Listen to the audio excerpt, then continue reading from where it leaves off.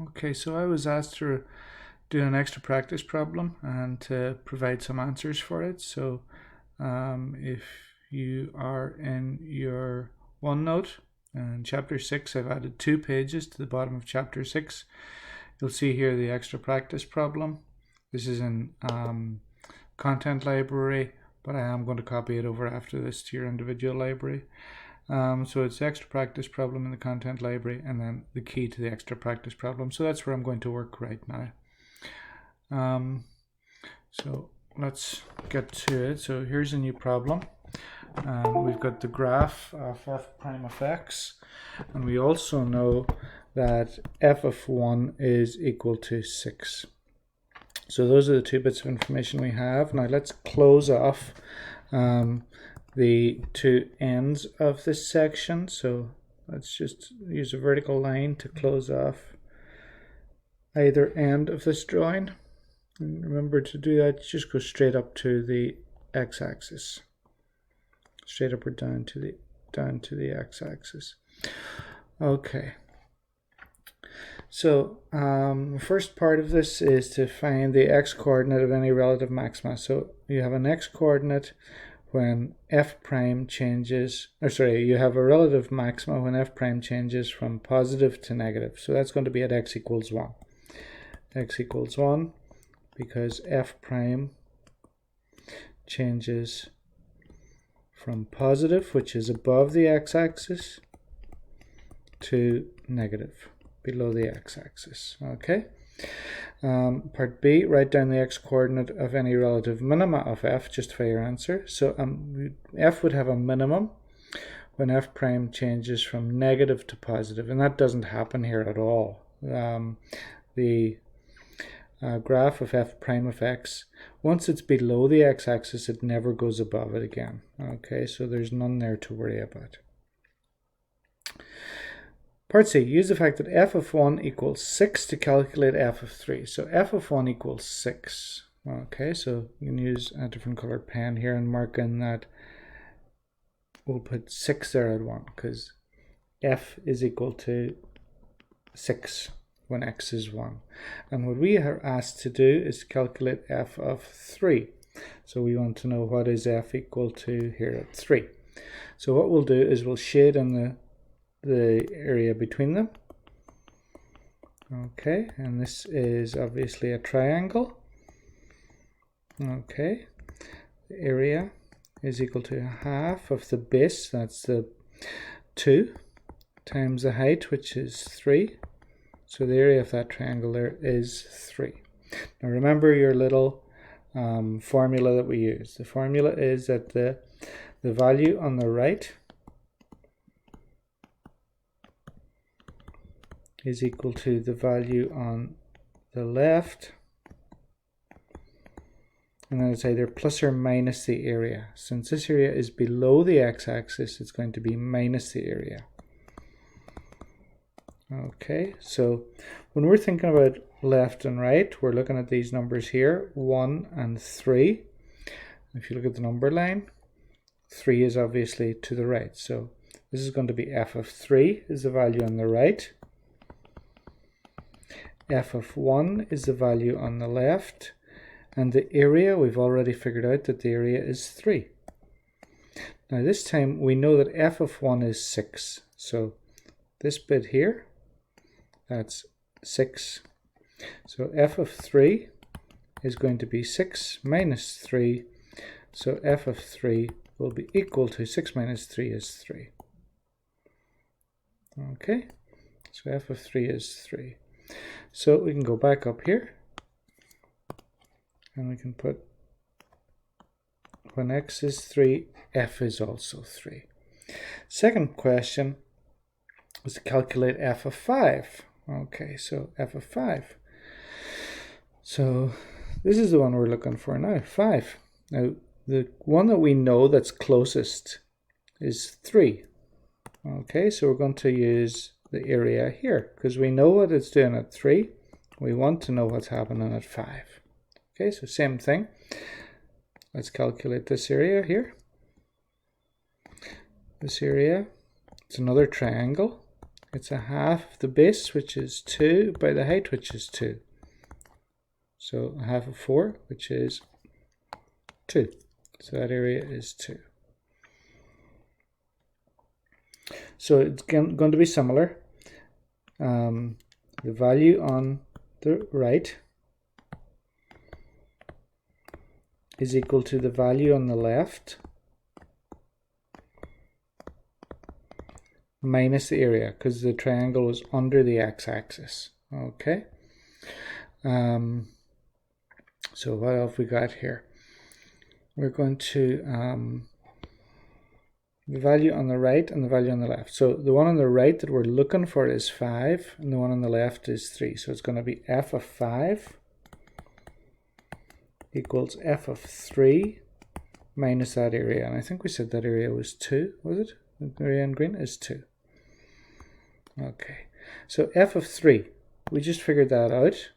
F of 3 in the last question, we said f of 3 is 3. So it's going to be 3 minus 2. So f of 5 will be 3 minus 2. F of 5 will be 1.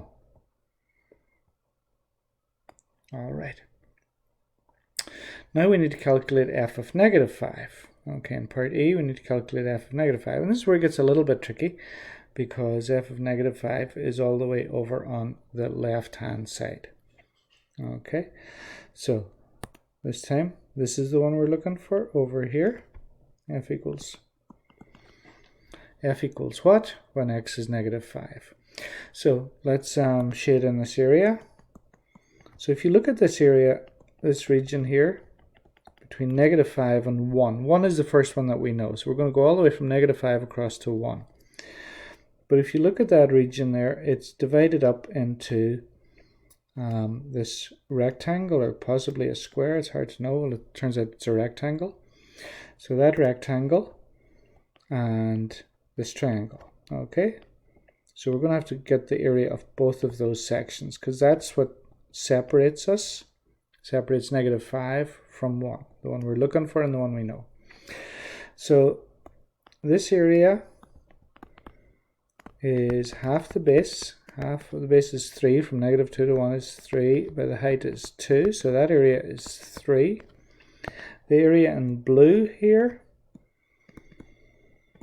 that's a rectangle, and along the bottom, negative 2 to negative 5 is 3 times the height is 2. So that area is 6. Okay, so we can combine those two areas. Okay. So if we combine those areas, the combined area there is equal to 6 plus 3, which is 9. Okay, so between x equals negative 5, which is the one we're looking for, and x equals 1, which is the first one we know, we have a combined area of 9. Okay,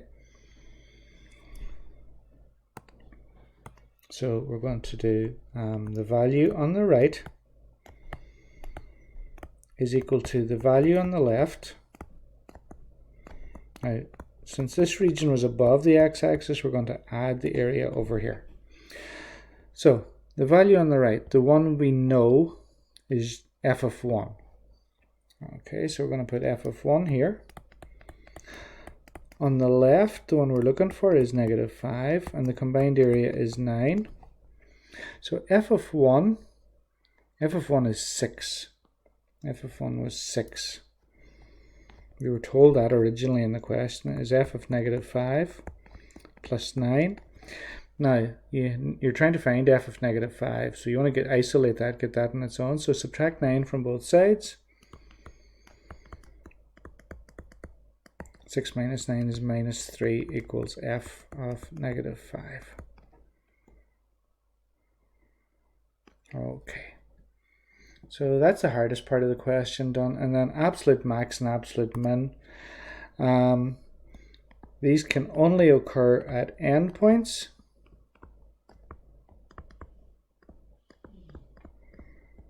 So that's either end of your graph. So that would be when x is negative 5 is the endpoint on the left. And on the right, it goes as far across as 5. Okay, so negative 5 and 5. Or at relative extrema. I'm rushing through this because I only got 15 minutes on this package, so you can slow it down and watch it much more slowly if you want. Relative extrema, that was the max and mins.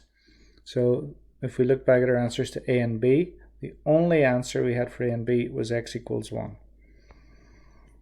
Okay, so make a little table and put those x values into it, and then we're going to have f of x as well. So our x values are negative 5, 5, and 1. Those are the three x values that we just wrote down. And if we get these from the table, or from the work that we did, when x is negative 5, f of negative 5 is negative 3. That's the last one we figured out. When x is 5, we look at part D. When x is 5, f of 5 is 1. And when x is 1, I think that was given in the original question, wasn't it? So when x is 1, f is 6. Okay, and we can see if we just compare these f of x numbers, that 6 is the maximum. Absolute max is equal to 6 when x equals 1.